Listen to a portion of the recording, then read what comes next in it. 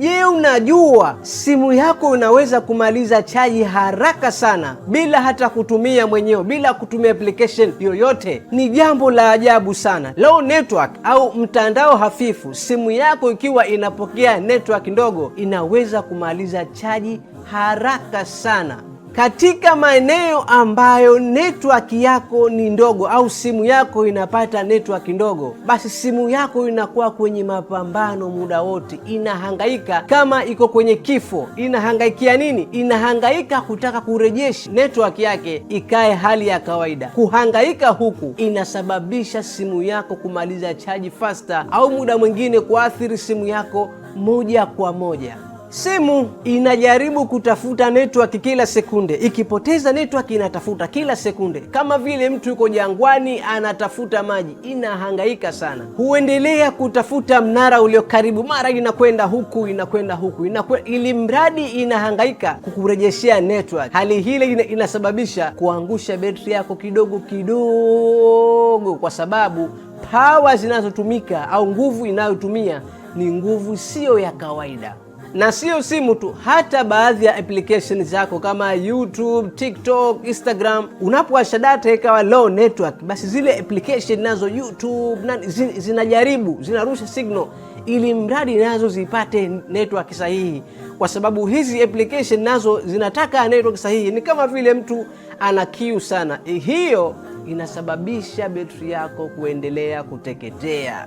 Matokeo, simu inapata joto, na joto ni adui wa betri. Matokeo yake nini?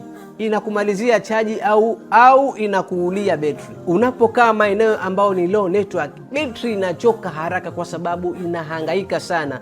Na betri ikichoka, maana yake haikai chaji, kila muda itakuwa unatia chaji, na matokeo yake nini? Inakufa betri moja kwa moja. Sasa nikupe ushahidi wa haya ambayo ninayazungumza. Niko kwenye mtandao wa Apple hapa, mtandao wa bidhaa za Apple, na kipengele cha betri ndicho nilicho hapa, na kwenye mada hii nazungumzia betri na kwenda kukuonesha ushahidi wa haya nao yazungumza. Na shuka kabisa kwenye mtandao huu wa Apple. Hapa tukiingia hapa hapa inasema no cell coverage au low signals, maeneo ambayo hakuna mtandao au mtandao uko pua au mtandao ni mdogo. Inakuwa vipi?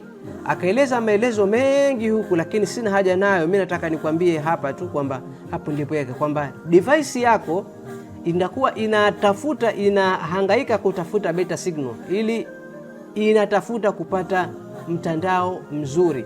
Hii inasababisha hii condition hapa, low signal condition which has affect your battery life, kwamba hali hii ya kuwa signal au mtandao ni wa chini sana inaweza kuathiri betri yako.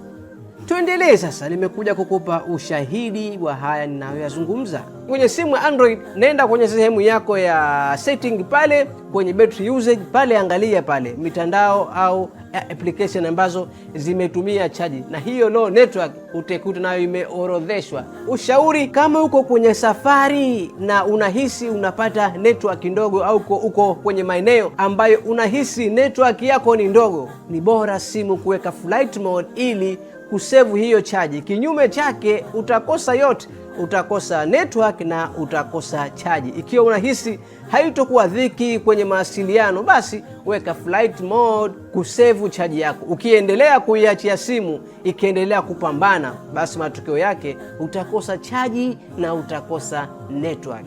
Hii ni Alzenjbary Technology. Kazi yangu ni kukwambia mambo ambayo huambiwi.